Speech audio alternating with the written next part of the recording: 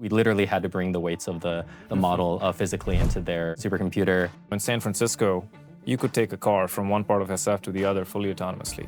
As opposed to the digital world, I can't book a ticket online right now. Physical autonomy is ahead of digital autonomy in 2025. I think AI agents are like really in day one here. Like ChatGPT only came out in 2022. And the slope, I think, is incredibly steep. I actually do think self-driving cars have a good amount of scaffolding in the world. You have roads exist, they're pretty standardized. You have stoplights. AI agents are just kind of dropped in the middle of nowhere. We'll start with long-short game.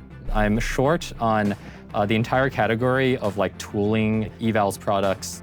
Healthcare is probably the industry that will benefit the most from AI. I think I'm AGI pilled. You're definitely AGI pilled.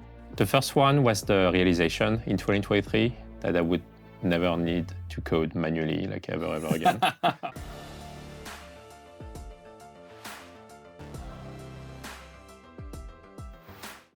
Hey folks, I'm Apoorv Agrawal, and today at the OpenAI office, we had a wide-ranging conversation about OpenAI's work in enterprise.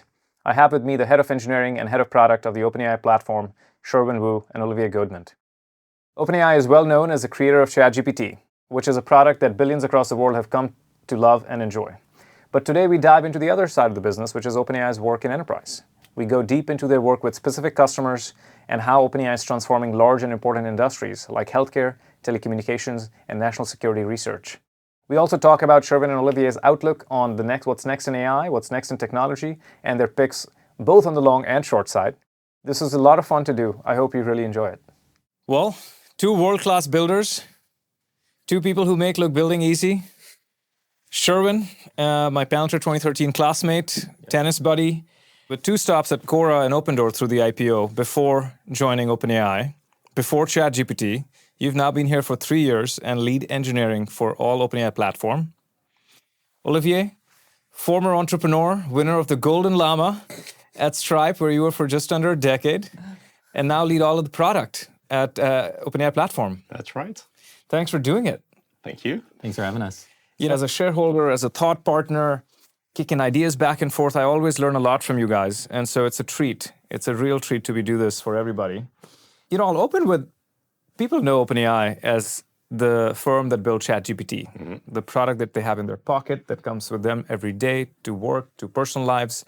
But the focus for today is OpenAI for enterprise. You guys lead OpenAI platform. Tell us about it. What's underneath the OpenAI platform for B2B for enterprise?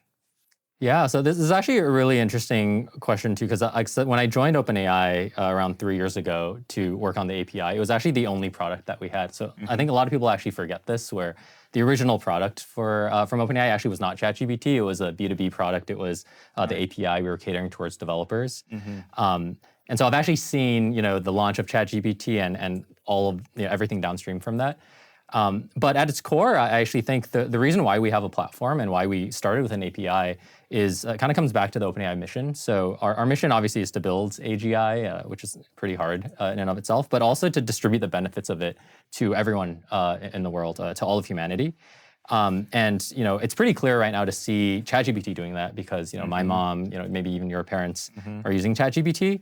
But we actually view our platform and especially our API and how we work with our customers, our enterprise customers, as our way of getting the benefits of AGI, of AI, to as many people as possible, to everyone in every corner of the world. ChatGPT obviously is really big now. It's, I think, like the 5th largest website in the world. But we actually, by working through developers using our API, we're actually able to reach even more people in every corner of the world, in every different use case that you might have. And especially with some of our enterprise customers, we're able to reach even use cases within businesses and reach end users of those businesses as well.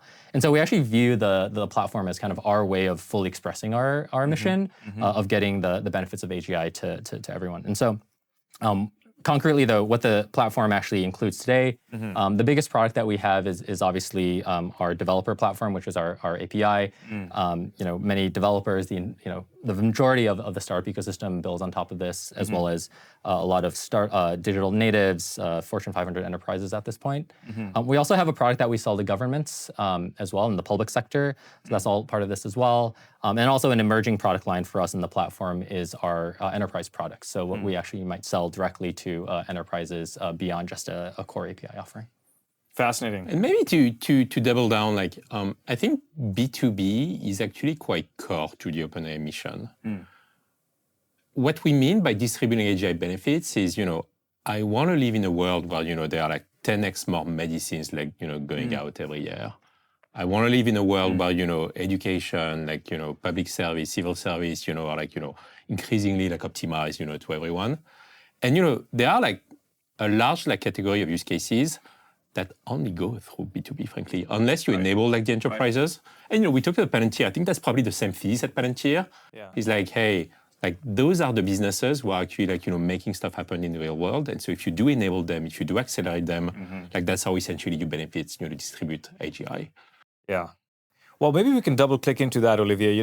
The reach for chat is obviously wide, billions of users, but for enterprise, it's, maybe tell us about it. Maybe we go deep into a customer example or two, and what is an organization that we have helped transform maybe, and at what layers? So if I were to step back, like we started our B2B efforts with the API like a few years ago.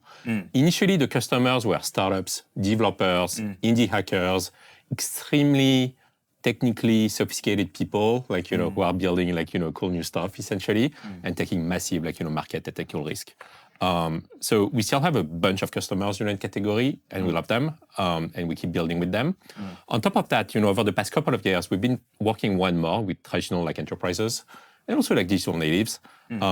Essentially, I think basically everyone woke up like with ChatGPT and like those models are working. There is a ton of value, and they could see essentially many use cases in the enterprise. Couple of examples which I like the most. One which is very both fresh and is quite cool. We've been working a lot with T-Mobile. So T-Mobile, leading like US telco operator. Right. T-Mobile has like a massive customer support load. Like people asking like hey, I was charged like that amount of money. What's going on? Or my cell phone like isn't working anymore. A massive like share of that load is like voice calls. Like people want to talk to someone. And so for them, like, to be able to essentially automate like more and more and, to help like people like self-serve in a way, like, debug their subscription was pretty big. And so we've been working with T-Mobile pretty much for the past year at that point to basically automate like not only like text support, but also voice support. And so today, like, there are like features like in the T-Mobile app that if you call, are actually handled by OpenAI, models behind the scenes. And, it does sound like super natural, like, human sounding, latency, quality-wise. So that one was really fun. A second one, which is Olivier, just on that, can I ask you a follow-up question? Yeah. So we've got text models, we've got voice models, maybe even video models someday that are deployed at T-Mobile. Yeah. But what above the models or adjacent to the models might we have helped T-Mobile with, for example? Yeah, there is a ton we're doing. The first one is, you have to put yourself in the shoes of an enterprise buyer. Like their goal is to automate, or reduce, like, optimize customer support. And, going from like a model, like tokens in, tokens out, to that use case, it's hard. Yeah. And so, first, like there's a lot of design, like, system design. We do have actually now forward deployed engineers who are helping us quite a bit. Forward deployed engineers? Yeah, that's familiar to the... Borrow the term from Palantir. Yeah, it's a great term. Were you FDEs at Palantir? I was not an FD. I was on, I think they called it the dev side, right? It's like software engineering. I was also only an intern at Palantir. But yeah, it's a great term. I think it accurately describes what we're asking folks to do, which is like embed very deeply with customers and honestly like build things specific to their systems. They're deployed onto these customers. But yeah, we are obviously growing and hiring that team quite a bit because they've been very effective, like T-Mobile. Yeah. 4 years of my life. Yeah, forward deployed. Yeah. But go ahead. So forward deployed engineering. Forward deployed engineers, and the sort of like systems and like integrations they're doing is, first, like, you have to orchestrate those models. Like those models are not just, those models like know nothing about like, the CRM, like, and like what's going on. And so you have to plug the model to like many different external tools. Many of those like tools, like in the enterprise, do not even have like APIs or like clean interfaces, right? It's the first time they're being exposed, like, to a third-party system. And so there is a lot of, standing up like, API gateways, like tools, connecting. Then you have to essentially like define what good looks like, Again, like it's a pretty new exercise for everyone. Like, defining like a golden set of evals is, easier than it sounds, harder than it sounds. Yeah. And so we've been spending like a bunch of time with them. Evals are important. Evals are super important. Especially like audio evals. I know audio evals are like extra hard to grade and get right. But like the bulk of the use case here is actually audio. And like, we have like, I don't know, 5-minute like call transcript. How do you actually know that the right thing happened?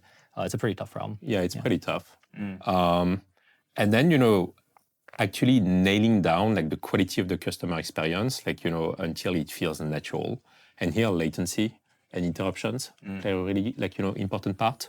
We shipped in GA an API, a real-time API. I think it was last week. A couple of weeks ago. Yeah, it was just last week, I think. Which is like a beautiful work of engineering. There was a really cracked team behind the scenes, which basically allows us like to get like the most like natural sounding like, voice experience without having like these weird interruptions or lag where you can feel that essentially the thing is off. So yeah, cobbling all that together, and you get like, a really good experience. Yeah, that's a lot more than just models. Yeah, I was gonna say, one actually really great thing that I think we've gotten from the T-Mobile experience is actually working with them to improve our models themselves. So for example, the last real-time GA last week, we obviously released a new snapshot, the GA snapshot. And a lot of the improvements that we actually got into the model came out of the learnings that we had from T-Mobile. It brings in a lot of other changes from other customers, but because we were so deeply embedded into T-Mobile and we were able to understand what good looks like for them, we were able to bring that to some of our models. That makes sense. So this is a large customer with tens of millions of users, if not hundreds of millions. And the before and after is on the support side, both tech support internally and then their customer support. Yeah. Makes sense. Yeah. Is there another one that you guys can share? I like a lot Amgen. Amgen, the healthcare business. Amgen, yeah. So we're working quite a bit with healthcare companies. Amgen is one of the leading like healthcare companies. We specialized into drugs for cancer or like inflammatory diseases. They're based out of LA. And we've been working essentially with Amgen to essentially speed up like the drug like development and like commercialization process. So the sort of the North Star is like pretty bold, and it's really interesting. Like when you similarly like we embedded like pretty deeply with Amgen to understand what are their needs, and it's really interesting. Like when I look at those healthcare companies, I feel like there are two big buckets of needs. One is like pure R&D. It's like you're seeing like a massive amount of data, and like you have super smart scientists who are trying to combine, test out things. So that's one bucket. A second bucket is like much more like common across other industries. It's like pure like admin, document authoring, documents reviewing work, which is by the time like your R&D team has essentially locked the recipe of a medication, getting that medication to market is a ton of work. Like you have to submit to like various regulatory bodies, get a ton of reviews, and when we looked at essentially those problems, what we knew, what models were capable of, we saw like a ton of benefits, a ton of like opportunities to automate and augment essentially the work of those teams. And so Amgen has been like a top customer of GPT-5, for instance. Wow, I mean this could be hundreds of millions of lives if a new drug is developed faster. Yeah, exactly. Huge impact. So that's that's I think one good example of like a kind of impact on which you need to enable enterprises like to do it. Right. And so I think we're going to do more and more of those. And frankly, like, on a personal level, like it's a delight, if I can play like, a tiny role essentially, like doubling like, the kind of medication that people, get in the real world, that feels like, a pretty good, like, achievement. Huge. I know you had one. So one of my favorite deployments that we've done more recently actually is with the Los Alamos National Labs. So this is the like government national research lab that the U.S. government is running in Los Alamos, New Mexico. It's also where the Manhattan Project happened back in the 40s and 50s. Back when it was a secret project. So after that they ended up formalizing it as a city and a program, and then now it's a pretty sizable national laboratory. This one is very interesting because one, just the depth of impact here is like unimaginable for me. It's like on the scale of Amgen and some of these other larger companies, but obviously they're doing a lot of actual new research there. So a lot of new science. They're doing a lot of stuff with our defense department and defense use cases as well. So very intense, very intense stuff. But the other thing that's actually very interesting about this one was that it's also a story of a very like bespoke and like new type of deployment that we've done. So because they're a government lab, they're so restrictive and high security and high clearance with a lot of their things. We couldn't just do a normal deployment with them. They couldn't, you can't have people doing national security research just hitting our APIs. And so we actually did a custom on-prem deployment with them onto one of their supercomputers called Venado. And so this actually involves a bunch of very bespoke work with some FDEs, also with a lot of our developer team, to actually bring one of our reasoning models, O3, into their laboratory, into an air-gapped supercomputer Venado, and actually deploy it and get it installed to work on their hardware, on their networking stack, and actually run it in this particular environment. And so it was actually very interesting because we literally had to bring the weights of the model physically into their supercomputer in an environment, by the way, where you're not allowed to have, it's very locked down for a good reason. You're not allowed to have like cell phones or like any electronics with you. As well. And so I think that was a very, very unique challenge. And then the other interesting thing about this deployment is just how it's being used, right? So the interesting thing is because it's so locked down and on-prem, we actually do not have much visibility into exactly what they're doing with it. But we do have, they give us feedback. They actually do have some telemetry, but it's within their own systems. But we do know that it's being used for a bunch of different things. It's being used for aiding them in terms of speeding up their experiments. They have a lot of data analysis use cases, a lot of notebooks that they're running with reams of data that they're trying to process. They're actually using it as a thought partner, which is something that's pretty interesting to me. O3 is like pretty smart as a model, and a lot of these people are tackling really tough, novel research problems, and a lot of times they're kind of using O3 and going back and forth with it on their experiment design, on like what they actually should be using it for, which is something that we couldn't really say about our older models. And so it's just being used by for a lot of different use cases for the national lab. And the other cool thing is it's actually being shared between Los Alamos and some of the other labs, Lawrence Livermore, Sandia as well, because it's the supercomputer setup where they can all kind of connect with it remotely. Fascinating. I mean, we've just gone through 3 pretty large-scale enterprise deployments, right, which might touch tens, if not hundreds of millions of people. But there's this, on the other side of this, is the MIT report that came out a couple of weeks ago. 95% of AI deployments don't work. A bunch of, scary headlines that even shook the markets for a couple of days. Like, put this in perspective. Like for every deployment that works, there's presumably a bunch that don't work. So maybe we can, maybe talk about that. Like, what does it take to build a successful enterprise deployment, a successful customer deployment, and the counterfactual based on all your experience serving all these large enterprises? I think at that point I may have worked with like a couple of hundreds. I think enterprises. Couple of hundreds. Yeah. So I'm going to pattern match. What I've seen being like clear leading indicator of success. Number one is like the interesting combination of like top-down like buy-in and like enabling like very clear group of like a tiger team essentially, like at the enterprise, which is sometimes a mix of like OpenAI, like enterprise employee. So typically like you take like T-Mobile, like the top leadership was like extremely bought in, like it's a priority. Right. But then letting the team like organize and be like, okay, if you want to start small, and then we can scale it up essentially. So that would be part number one. So top-down buy-in and a bottom, call it tiger team. Tiger team, of people like, a mix of like technical skills and like people who just have like the organizational knowledge, like the institutional knowledge, It's really funny, like in the enterprise, like customer support is a good example. Like what we found is that the vast majority of the knowledge is in people's heads. Right? Which is probably like a thing that, with FDEs like in general. But like, you take like customer support, you would think that, everything is like perfectly documented, like Jira, etc.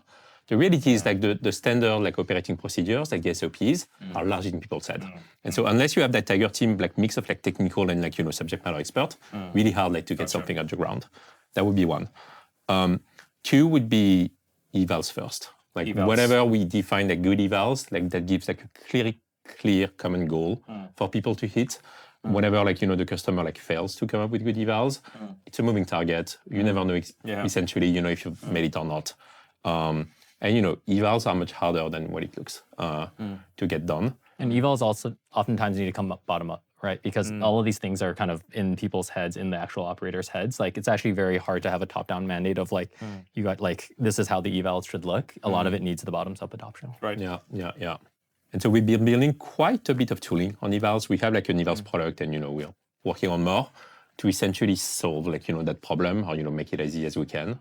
The last thing is you want to hill climb, essentially. You have your evals, the goal is to get to 99%. You start at like 46. How do you get there? And here, frankly, I think oftentimes like a mix of like I will say like almost wisdom from people who've done it before. Like a lot of that is like like art, sometimes more than science. And like knowing like the quirks of the model, the behavior. Sometimes we even need to fine tune ourselves the models. When there are some clear limitation. And being patient, getting your way up there, and then ship. Can we go under the hood a little bit? One of the things that we think about a lot is autonomy more broadly, right? What is the makeup of autonomy? On one side, in San Francisco, you could take a car from one part of SF to the other fully autonomously. No humans involved, you press a button. We love the Waymos. Right? Yeah. They've done billions of rides. I think it was like, 3.5 billion rides. On the Tesla, this is on the Tesla FSD. I think Waymo's done like tens of millions of rides. That's a lot of autonomy. Yeah. In the physical world, as opposed to the digital world, I can't book a ticket online right now. There's all sorts of problems that happen if I have my operator try to book a ticket. And it's very counterintuitive because the bar for physical safety is so much higher. The bar for physical safety is higher than the human's capability because lives are at stake. Yeah. The bar for digital safety, not that high because all you're going to lose is money. Nobody's life is at stake. But yet, physical autonomy is ahead of digital autonomy in 2025. What seems counterintuitive, like, why is that the case at a technical level? Why is it that what should sound easier is actually a lot harder? Yeah, so I think there are kind of two things at play here, and I really like the analogy with self-driving cars because they've actually been like one of the best applications of AI I think that I've used recently. But I think there are two things in play. One of them is honestly just the timelines. Like we've been working on self-driving cars for so long. That's right. Like I remember when back in like 2014, it was kind of like the advent of this, and everyone was like, oh, it's happening in like 5 years. It turns out it took like, 10, 15 years or so for this to happen. So there's been a long time for this technology to really mature. And I think there's probably like dark ages, back in like 2015 or 2018 or something where it felt like it wasn't gonna happen. The trough of disillusionment. Yes, yeah. And then now we're, finally seeing it get deployed, which is really exciting. But it has been like, 10 years, maybe even 20 years from the very beginning of the research. Whereas I think AI agents are like really in day one here. Like ChatGPT only came out in 2022. So like around less than 3 years ago. But I actually think what we think about with AI agents and all that really, I think, started with the reasoning paradigm that when we released the O1 preview model back in late last year, I think. And so I actually think this whole reasoning paradigm with AI agents and the robustness that those bring has only really unfolded for like a year, less than a year, really. And so I know you had a chart in your blog post, which I really like, which, the slope is very meaningfully different now. Self-driving started very, very early. Slope seems to be a little bit slower, but now it's reaching the promised land. But man, like we started super recently with AI agents, and the slope, I think, is incredibly steep, and we'll probably see it cross over at some point. But we really have only had like a year really to explore these. Do you think we haven't crossed over already when you look at like the coding work in particular? Yeah, it's a good point. It's like, your chart actually shows AI agents as below self-driving, but like, it's like, what is the y-axis? Like by some measures, like I would not be surprised actually if, AI products or AI agent products is making more revenue than Waymo at this point. Like Waymo's making a lot, but like just look at all the startups coming up. Look at ChatGPT and how many subscriptions are happening there and all of that. And so maybe we have actually crossed, and a couple of years from now, it's going to look very, very different. Yeah, the y-axis is tangible, felt autonomy. Perfectly objective. How do I feel about vibes more than revenue? But revenue is a good one. We should probably redo that with revenue. There's a second thing I wanted to mention on this as well, which is the scaffolding and the environment in which these things operate in. So I actually remember in the early days of self-driving, a lot of the like researchers around self-driving were saying that the roads themselves will have to like change to accommodate self-driving, right? There might be like sensors everywhere so that the self-driving cars can interact with it, which I think is like, retrospect overkill. But I actually do think self-driving cars have a good amount of scaffolding in the world for them to operate in. It's like not completely like unlimited. You have roads exist, they're pretty standardized. You have stoplights. People generally operate in like pretty normal ways, and there are all these traffic laws that you can learn. Whereas AI agents are just kind of dropped in the middle of nowhere, and they kind of have to feel around for them. And I actually think, going off of what Olivier just said too, my hunch is some of the enterprise deployments that don't actually work out likely don't have the scaffolding or infrastructure for these agents to interact with as well. A lot of the like really successful deployments that we've made, a lot of what our FDEs end up doing with some of these customers is to create almost like a platform or some type of scaffolding, connectors, organizing the data so that the models have something that they can interact with in a more standardized way. And so my sense is self-driving cars actually have had this in some degree with roads over the last over the course of their deployment. But I actually think it's still very early in the AI agents space, and I would not be surprised if a lot of these, a lot of enterprises, a lot of companies just don't really have the scaffolding ready. So if you drop an AI agent in there, it kind of doesn't really know what to do, and its impact will be limited. And so I think once this scaffolding gets built out across some of these companies, I think the deployment will also speed up. But again, to our point earlier, I think there's no slowdown. There's no, things are still moving very fast. That's great. Well, I've thought about autonomy as a three-part structure. You've got perception, you've got the reasoning, the brain, and then you've got call it the scaffolding, the last mile of making things work. Maybe we can dive into the second part, which is the reasoning, which is the juice that you guys are building with GPT-5 most recently. Huge endeavor. Congrats. The first time you guys have launched a full system, not a model or a set of models, but a full system.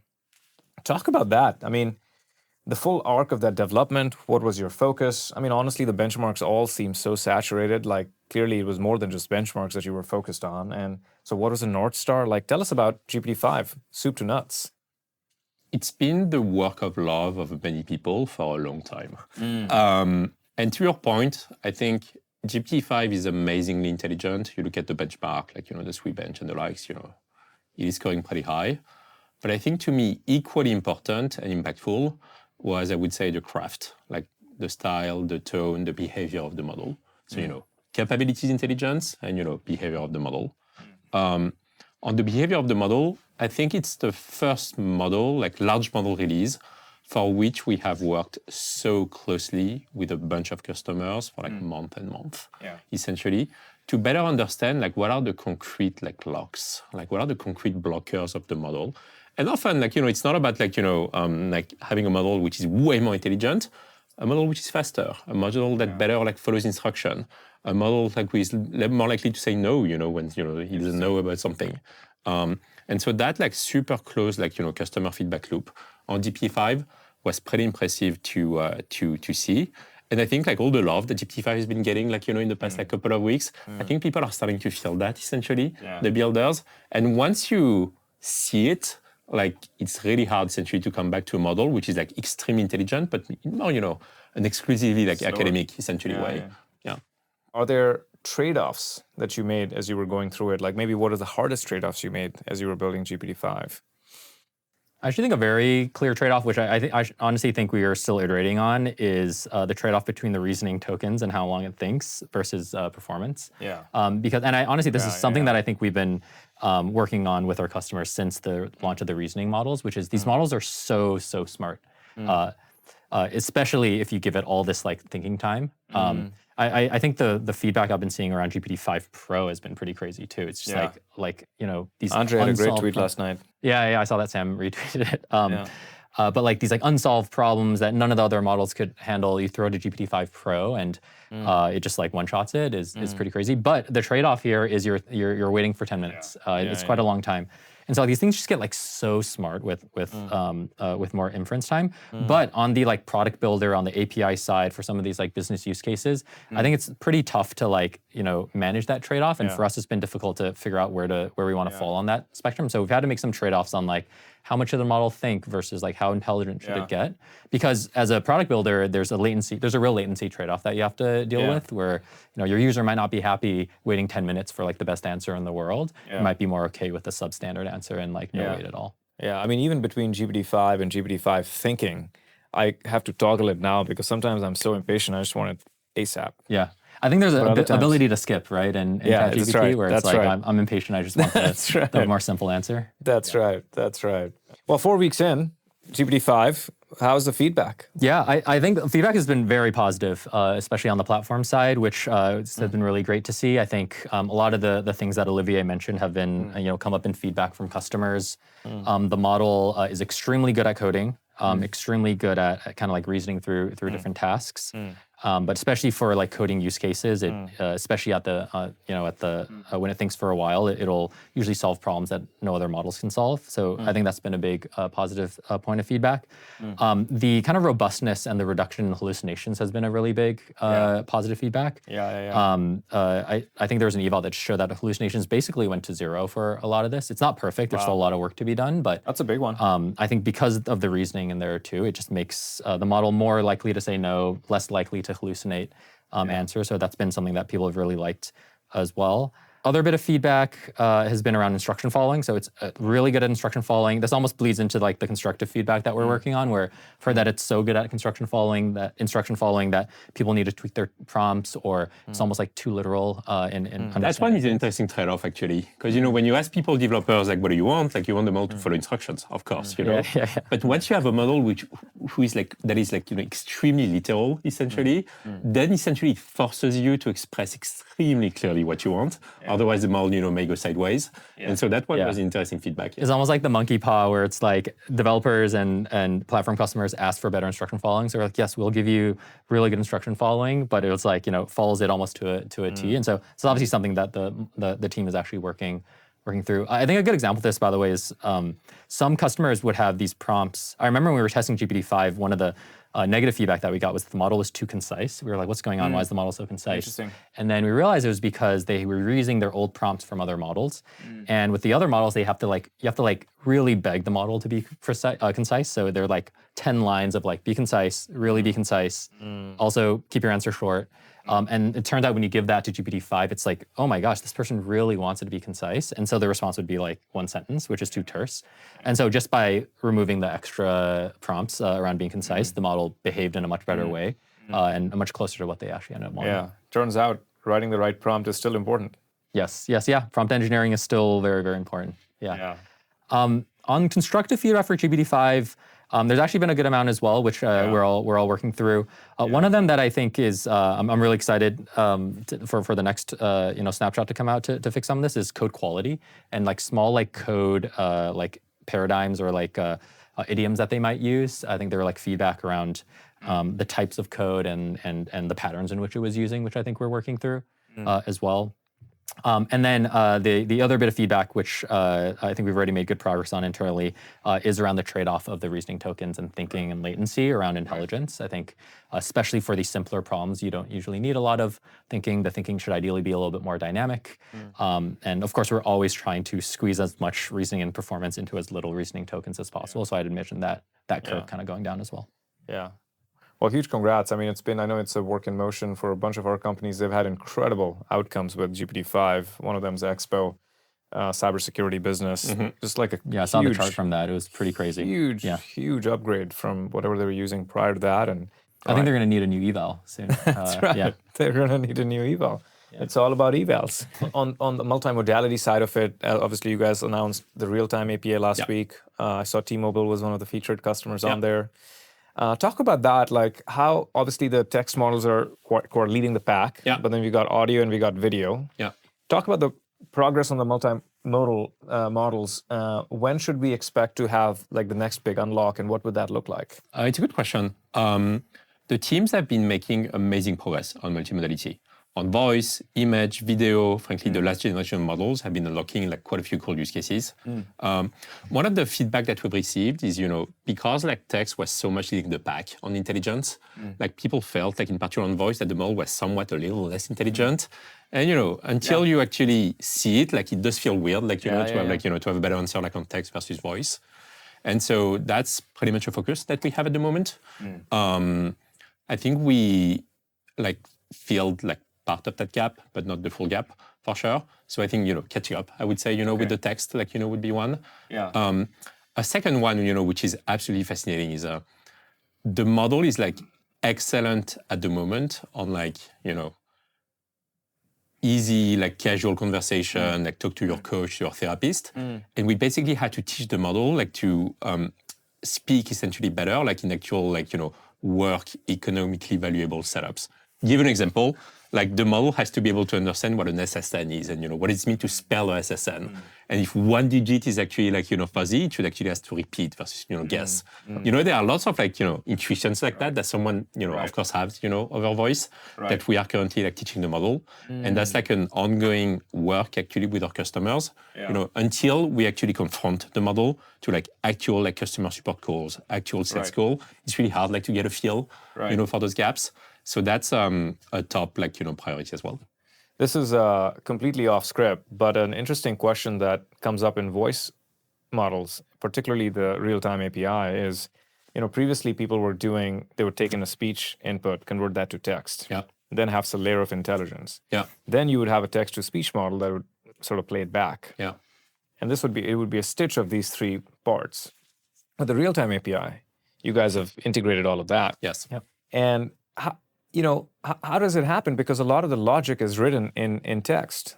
A lot of the Boolean logic, or you call it any function calling, is written in text. How does it work with the real-time API? That's an excellent question. So the reason why we ship the real-time API is that we saw that for the stitch model. The stitch model. Yeah. Oh, the real-time API. The stitch. We call it like a stitch together. Stitch together, speech to text, thinking, text to speech. Yeah. We saw essentially a couple of issues. One, slowness, more hops essentially. Two, loss of signal, across each model. The speech-text model is less intelligent. Yeah, you'd lose emotion. You'd lose accent. Tone. Exactly. Right. Pauses. And when you are doing actual voice, phone, calls, essentially, those signals are so important, for essentially to lose them. One of the challenges that we have is what you mentioned, which is, it means a slightly different architecture, essentially, for text versus voice. And so that's something that we are actively working on. But I think it was the right call to start essentially with, let's make the voice experience natural sounding to a point where essentially you're feeling comfortable putting it in production, and then working backward to unify the sort of the orchestration logic essentially across modalities. And to be clear, a lot of customers still stitch these together. It's kind of what worked in the last generation. But what we're increasingly seeing is more and more customers moving towards the real-time approach because of how natural it sounds, how much lower latency it is, especially as we up-level the intelligence of the model. But also even taking a step back, I will say it's pretty mind-blowing to me that it works. The fact that I think it's mind-blowing that these LLMs work at all, where you just train it on a bunch of text and it's just auto-regressively coming up with the next token and it sounds super intelligent. So that's mind-blowing in and of itself. But I think it's actually even more mind-blowing that this speech-to-speech setup actually works correctly, because you're literally taking the audio bits from someone speaking, streaming or putting it into the model, and then it's generating audio bits back. And so to me, it's actually crazy that this works at all. It's pretty crazy. Let alone the fact that it can understand accents and tone and pauses and things like that, and then also be intelligent enough to handle a support call or something like that. I mean, you've gone from text in, text out to voice in, voice out. That's pretty crazy. Yeah. We have a bunch of companies in our portfolio that are using these models, Parlo on the customer support side, LiveKit on the infra side, and there's a bunch of use cases we are starting to see that a speech-to-speach model could address. Obviously, a lot of the harder ones still running on what you're calling the stitched model. But I hope the day is not far when it's all on real-time API. It's going to happen at some point. Right. And actually, maybe that's a good segue into talking about model customization, because I suspect that you have such a wide variety of enterprise customers. I think you mentioned, hundreds of customers or maybe more. Each of them has a different use case, a different problem set, a different, call it, envelope of parameters that they're working in, maybe latency, maybe power, maybe others. How do you handle that? Talk about what OpenAI offers enterprises who need a customized version of a great model to make it great for them. Yeah, so model customization has actually been something that we've invested very deeply in on the API platform since the very beginning. So even, pre-ChatGPT days, we actually had a supervised fine-tuning API available, and people were actually using it to great effect. The most exciting thing, actually, I'd say, around model customization, it obviously resonates quite well with customers because they want to be able to bring in your own custom data and create your own custom version of O3 or O4 Mini or something, or GPT-5 even, suited to their own needs. It's very attractive, but the most recent development that I think is very exciting has been the introduction of reinforcement fine-tuning, which is something we announced late last year, I think in the 12 days of Christmas. We've GA'd it since, and we're continuing to iterate on it. What is it? Break it down for us. Yeah, so it's actually funny, I think we made up the term reinforcement fine-tuning. It's like not a real thing until we announced Stuck it. now. I It's see it stuck. like on Twitter all the time. Yeah. I remember we were discussing it, and I was like, I don't know about RFT, Good marketing, guys. good marketing. Yeah. So reinforcement fine-tuning. So it really it's introducing reinforcement learning into the fine-tuning process. So the original fine-tuning API does something called supervised fine-tuning. We call it SFT. It is not using reinforcement learning. It is it's using supervised learning. Yeah. And so what that usually means is you need a bunch of data, a bunch of prompt completion pairs. You need to really supervise and tell exactly the model how it should be acting. And then when you train it on our fine-tuning API, it moves it closer in that direction. Reinforcement fine-tuning introduces like RL, or reinforcement learning, to this loop. Way more complex, way more finicky, but an order of magnitude more powerful. And so that's actually what's really resonated with a lot of our customers. It allows you to, if you use RFT, the discussion is less of like creating a custom model that's specific to your own use case. It is, you can actually use your own data and actually crank the RL, turn the crank on RL to actually create a like best-in-class model for your own particular use case. And so that's kind of the main difference here.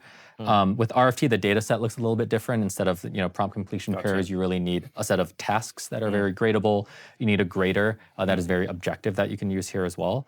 And so that's actually been something that we've invested a lot in over the last year. And we've actually seen a good number of customers get really good results on this. We've talked about a couple of them across different verticals. So Rogo, which is a startup in the financial services space.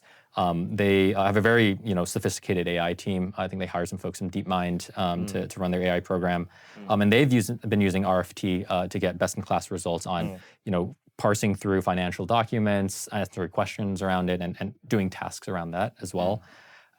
There's another startup called Accordance that's doing this in the tax space. I think they've been targeting an eval called TaxBench, which looks at CPA-style tasks as well. And because they were able to turn it into a very gradable setup, they were actually able to turn the RFT crank and also get, I think, like SOTA results on a TaxBench just using our RFT product as well. And so it has kind of shifted the discussion away from just customizing something for your own use case to like really leveraging your own data to create a best-in-class, maybe best-in-the-world model for something that you care about for your business. Yeah, I feel like the base models are getting so good at instruction following that for, behavior like steering, like, you don't need to fine-tune at that point. Like, you can describe what you want and the model is pretty good at it.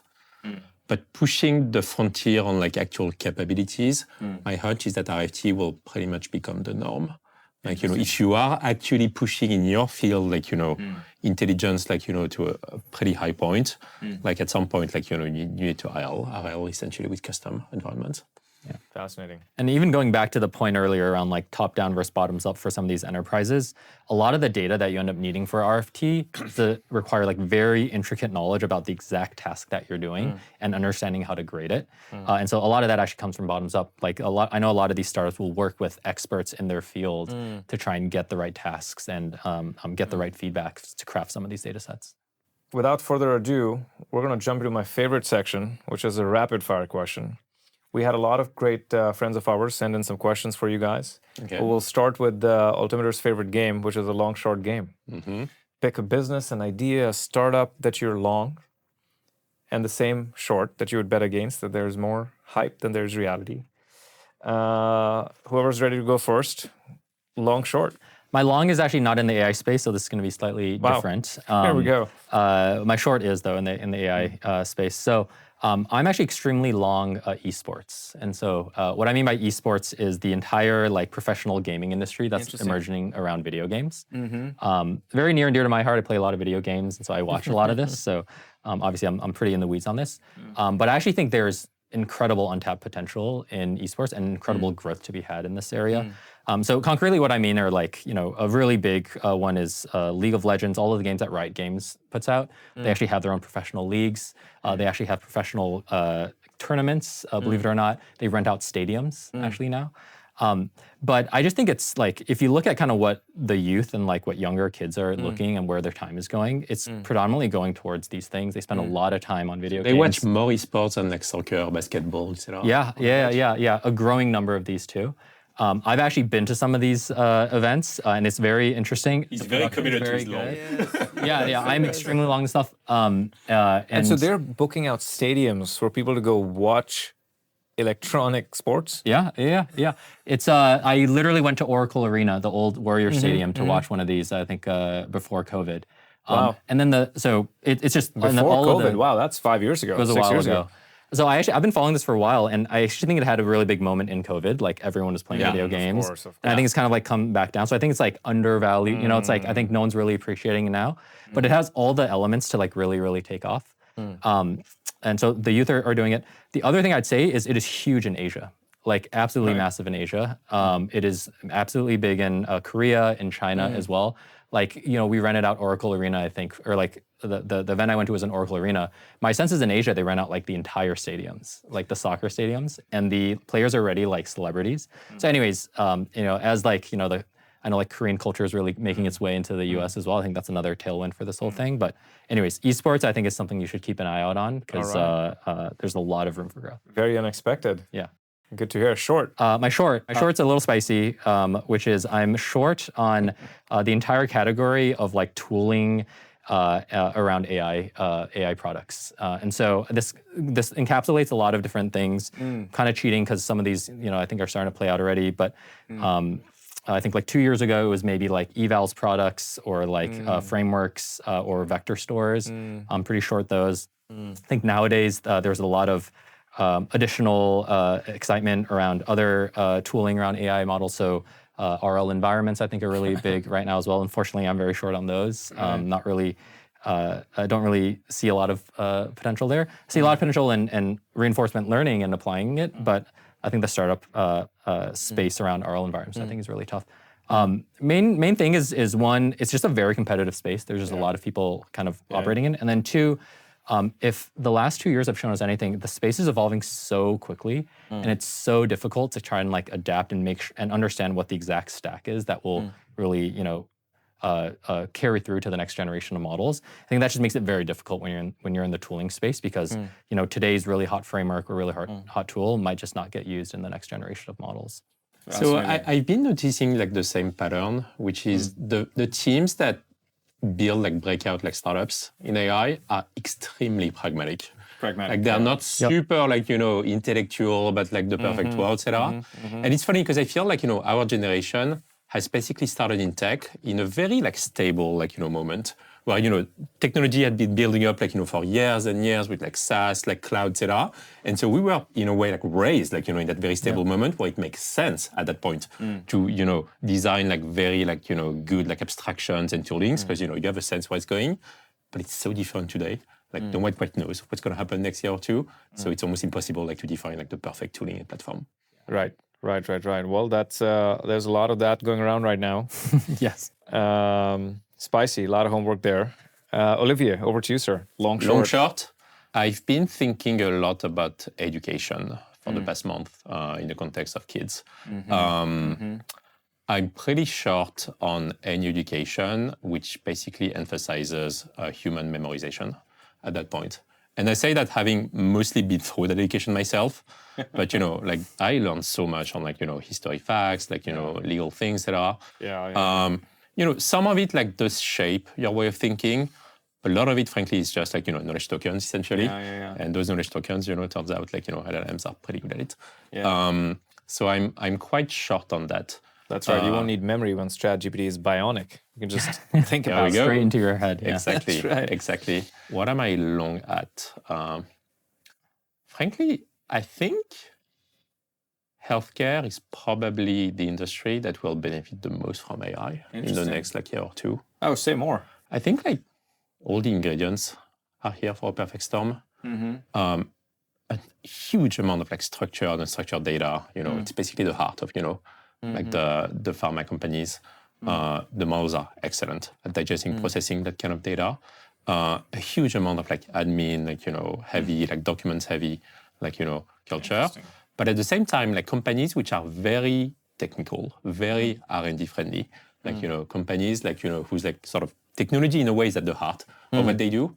And so, yeah, I'm pretty bullish on the healthcare. This is like life sciences. So you mean life sciences Yes. research organizations that are producing drugs. Gotcha. Exactly, yeah. Gotcha. Yeah, it's almost like, over the last 20, 30 years, these like pharma or like biotech companies have basically, if you look at the work that they're doing, like only a small amount of it is actual research, and so much of it ends up being admin and like, documents and things like that. And that area is just so ripe for something to happen with AI. And I think that's what we're seeing with Amgen and some of these other customers. Exactly. And it's also like not what they want to do. I think it's good that we have some regulations there, obviously, but like just means that they have like reams and reams of things to kind of go through. And so, like when you have a technology that's able to really help like bring down the cost of something like that, I think it'll just tear right through it. And I think once governments and like institutions are going to realize that, like if you step back, like it is probably one of the biggest bottleneck to like human progress, right? You step back in the past decade, like how many like true like breakthrough drugs have there been? Like not that many. Like how life would be different like if you double that rate essentially. So once you realize what it is stakes, yeah, my hunch is that we're going to see quite a bit of momentum in that space. Wow. All right. Lots of homework there as well. Yeah. Next one. Favorite underrated AI tool other than ChatGPT maybe? I love Granola. Oh man, you stole my I do answer. so much Granola. Like 2 votes for Granola. there is something like Hey, what about ChatGPT Record? I like ChatGPT Record as well, but there are some features of Granola which I think are really done well. Like the whole integration with your Google Calendar is excellent. Yeah. And just the quality of like the transcription and like the summary is pretty good. Do you just have it on? Because I know your calendar is back to back. You just have Granola on. So the funny thing is that I don't use Granola internally. I use Granola for my personal life mostly. I see. Yeah. I see. On dates. I'm joking. I'll say, Granola is actually going to be mine. So 2 votes for Granola. I was going to say the easy answer for me is Codex. As a software engineer, it's just like it's gotten so good recently. Codex Cli, especially with GPT-5. Especially for me, I tend to be less time sensitive about like the iteration loop with coding, and so leaning into GPT-5 on Codex, I think, has been really. What about Codex has changed? Because Codex has also been through a journey. Codex has been around for a bit. I remember like it's been launched for like over a year ago. So like what's changed about Codex? I was actually going to say Codex Cli has been around for a bit. So I feel like it's been less than a year for Codex. A few months, I would say. The time dilation is so crazy in this field. It feels like it's been around for a year ago with GPT-4. Like remember that demo? That feels like ages ago. 1 hadn't even come out yet. 12 Days of Christmas hadn't happened yet. The voice demo. Maybe there's a naming thing. Okay, but anyway, Oh, there was a Codex model. That's what I'm thinking about. There was a Codex model. We are. You're not to blame for that confusion. Also, I think the GitHub thing was called Codex. That's right. As well. Yes. That's right. But I'm talking about our coding product within ChatGPT, which is the Codex Cloud offering, and then also Codex Cli. So actually, maybe if I were to narrow my answer a little bit more to Codex Cli, which I've really liked. I like the local environment setup. The thing that's actually made it really useful in the last, I'd say, like month or so is one, I think the team has done a really good job of just like getting rid of all the paper cuts, like the small product polish and like paper cut things. It kind of feels like a joy to use now. Nice. It feels more reactive. And then the second thing, honestly, is GPT-5. Like I just think GPT-5 really allows the product to shine. It's at the end of the day, this is a product that really is dependent on the underlying model. And when you have to like iterate and go back and forth with the model like 4 or 5 times to get it right, to get it to like do the change that you want, versus having it think a little bit longer and it just like one shots and does exactly what you want to do. You get this like weird like bionic feeling where you're like, I feel so mind melded with the model right now, and like perfectly understands what I'm doing. And so getting like that kind of like dopamine hit and like feedback loop constantly with Codex has made it a kind of like an indispensable thing that I really like. Nice. And the other thing I'd say Codex is just really good for me is, so I use it in my for like personal projects. I also use it to like help me understand code bases, like as a engineering manager now. I'm not as in the weeds on the actual code, and so you're actually able to use Codex to really understand what's happening with the code base, have it like ask questions and have it answer about things, and really catch you up to speed on things as well. So like even the non-coding use cases are really useful with Codex Cli. Fascinating. Sam had this tweet about Codex usage ripping, I think like yesterday. So I wonder what's going on there, but you're not alone. Yeah, I think I'm not alone. Just judging from the Twitter feedback, I think people are really realizing how great of a combination Codex Cli and GPT-5 are. Yeah, I know that team is undergoing a lot of scaling challenges, but I mean, the system hasn't gone down for me, so props to them. But we are in a GPU crunch, so we'll see how long that goes. Awesome. All right, the next one. Will there be more software engineers in 10 years or less? There's about, what, 40, Full-time 50 million? professional software engineers?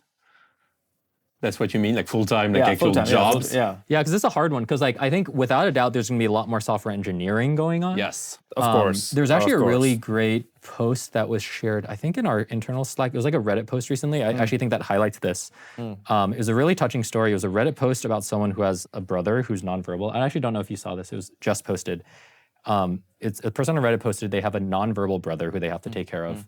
The brother, like, they tried all these types of things to help the brother interact with the world, use computers, but like vision tracking didn't work because I think his vision wasn't good. All the tools didn't work. And then this brother ended up using ChatGPT. I don't think he used Codex, but he used ChatGPT and basically taught himself how to create a set of tools that were tailor-made to his nonverbal brother. Basically a custom software application just for them. And because of that, he now has this like custom setup that was written by his brother. And allows him to like browse the internet. I think the video was like him watching The Simpsons or something like that, which is really touching. But I think that's actually what we'll see a lot more of. Like, this guy's not a professional software engineer. His title is not software engineer, but he like did a lot of software engineering, probably pretty good, good enough definitely for his brother to use. So the amount of code, the amount of like building that'll happen, I think is just going to go through an incredible transformation. Right. I'm not sure what that means for software engineers like myself. Maybe there's equivalent, or maybe there's Of course, more Sherwin. Yeah, more of me, more of me specifically. Way more of you. But definitely a lot more software engineering and a lot of code written. I buy that completely. Like, I buy completely the thesis that there is a massive software shortage. Like in the world, like we've been sort of accepting it, for the past 20 years. But like the goal of software was never to be that super rigid, super hard to build, artifact. It was to be like, customized, like malleable. And so I expect that we'll see like way more, a sort of a reconfiguration of like people's like, jobs and skill set where way more people code. Like, I expect that product managers are going to code like more and more, for instance. You made your PM's code recently, if you remember. Oh yeah, we did that. That was really fun. We started like essentially not doing like PRDs, like product requirements documents. Classic PM thing. You write like 5 pages, like my product does X, etc. And PMs have been basically vibe coding prototypes. And one, it's pretty fast with GPT-5 and like Codex. Yeah, just like, a couple hours, I think. Freaking fast. Yeah. And second, like it sort of conveys like so much more information than a document. Like you get a feel essentially for the feature, like is it right or not? So yeah, I expect that sort of behavior we're going to see more and more. Yeah. Instead of writing English, you can actually now write the actual thing you want. Yeah. And that's amazing. Advice for high school students who are just starting out their career. My advice is, I don't know, maybe it's evergreen. Like prioritize critical thinking above anything else. If you go in a field which requires like extremely high critical thinking, like, skills, I don't know, math, physics, or, maybe philosophy is in that bucket, you will be fine regardless. If you go in a field that sort of turns down that thing, and again, gets back to like memorization, like, pattern matching, I think you will probably be less future-proof as a, What's a good way to sharpen critical thinking? Use ChatGPT and have it test you. That's actually interesting. Having like, world-class tutor who essentially knows how to put the bar like 20% above what you can do all the time, is actually probably like a really good way to do it. Yeah. Nice.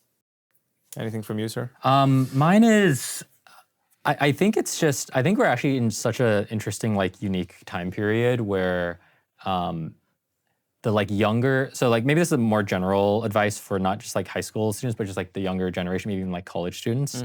It's like, I think the advice would be, don't underestimate how much of an advantage you have relative to the rest of the world right now because of how AI native you might be, or how like, in the weeds of the tools you are. My hunch is like high schoolers, college students, when they come into the workplace, they're gonna have actually a huge leg up on how to use AI tools, how to actually transform the workplace. And my push for like some of the younger, I guess, high school students is like, one, like just really immerse yourself in this thing. And then two, just like really take advantage of the fact that you're in a unique time where like no one else in the workforce really understands these tools as deeply probably as you do. A good example of this is actually we had our first intern class recently at OpenAI, a lot of software interns.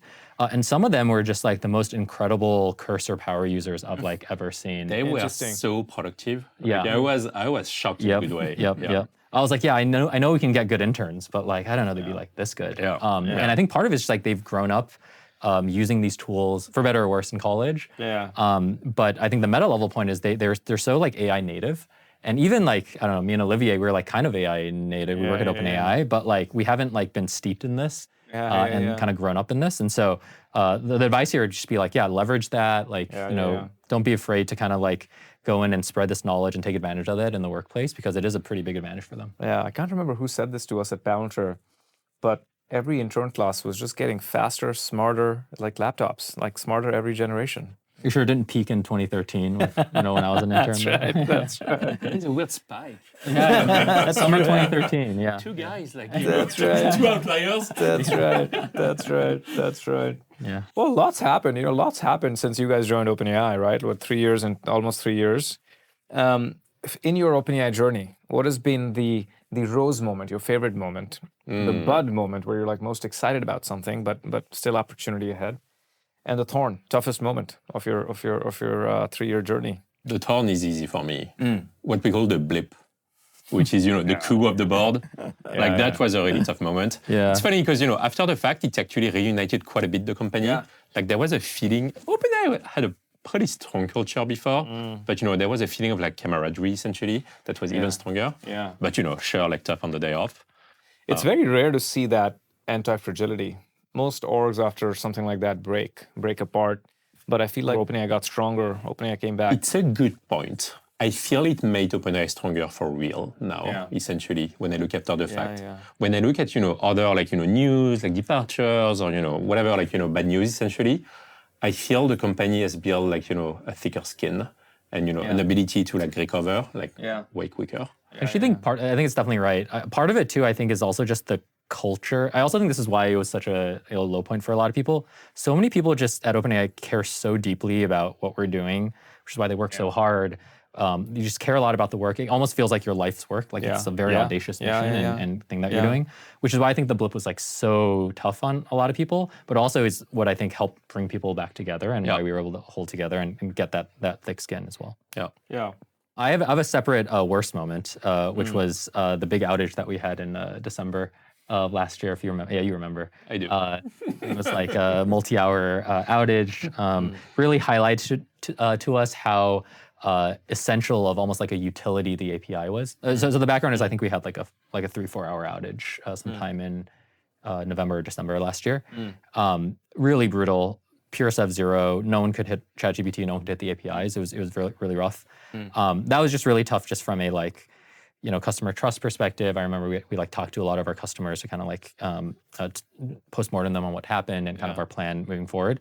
Thankfully, we haven't had anything close to that since then, and I've been actually really happy with all the investments we've made in reliability over the last 6 months. But in that moment, I think it was really tough.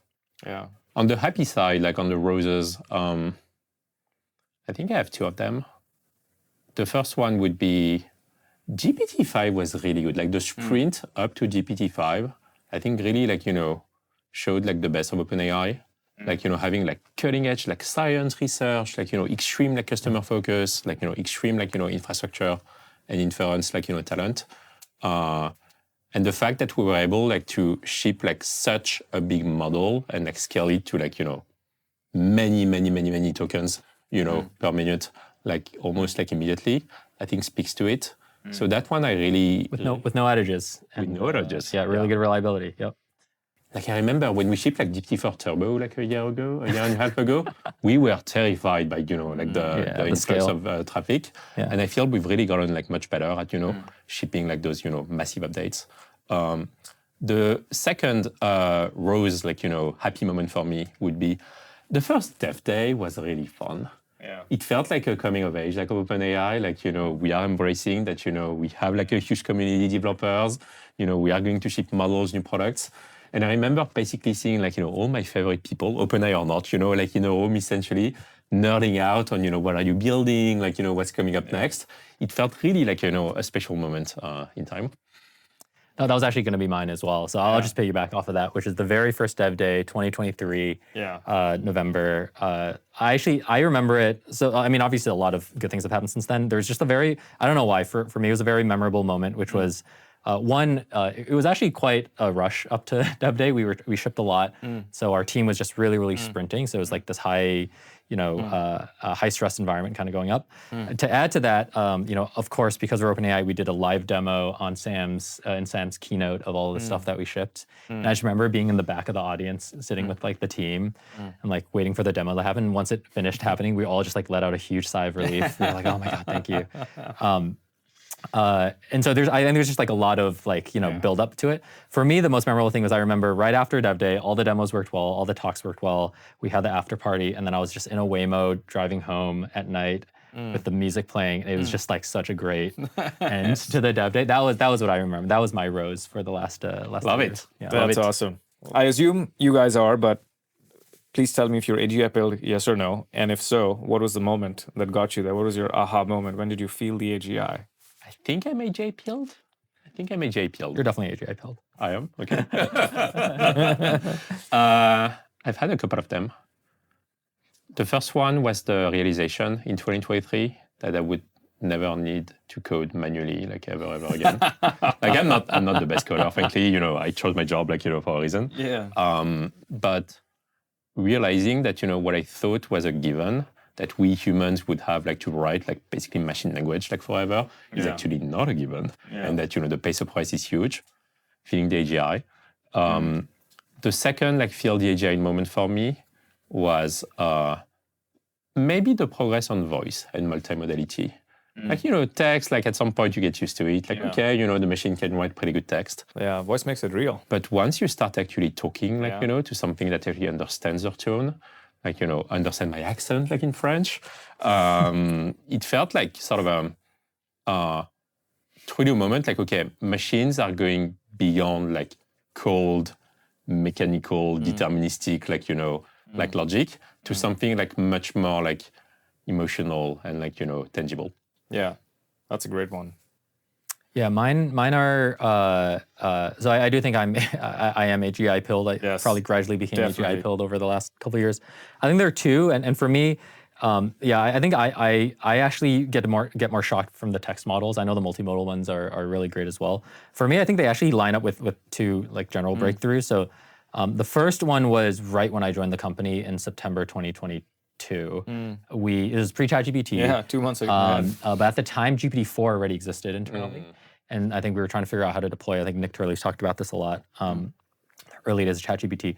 But it was the first time I talked to GPT-4. And it was like going from nothing to GPT-4 was just the most mind-blowing experience for me. I think for the rest of the world, maybe going from nothing to GPT 3.5 in chat was maybe the big one, and then going from 3.5 to 4. But for me, and I think for a lot of maybe some other people who joined around that time, going from nothing to, or not nothing, but like what was publicly available at the time, but going from that to GPT-4 was just incredible. Like I just remember throwing so many things at it. I was like, there's no way this thing is gonna be able to give an intelligible answer, and it just like knocks it out of the park. It was absolutely incredible. GPT-4 was insane. I remember GPT-4 came out when I was interviewing with OpenAI, and I was still like on the fence, should I join? I saw that thing, I was like, okay, I'm in. Guys, there is no way I can work on anything else at that point.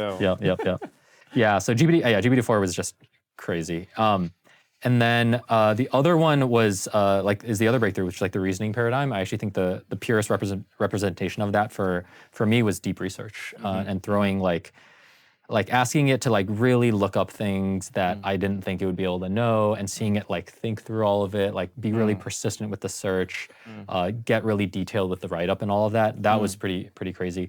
I don't remember the exact query that I threw it, but I just remember like, I feel like the field AGI moments for me are like, I'll throw something at the model that I was like, there's no way this thing will be able to get. And then it just like knocks it out of the park. Like that is kind of the field AGI moment. I definitely had that with deep research with some of the things I was asking it. Yeah. Well, this has been great. Thank you so much, folks. You guys are building the future. You guys are inspiring us every day, and appreciate the conversation. Yeah, thank you so much. Thank you.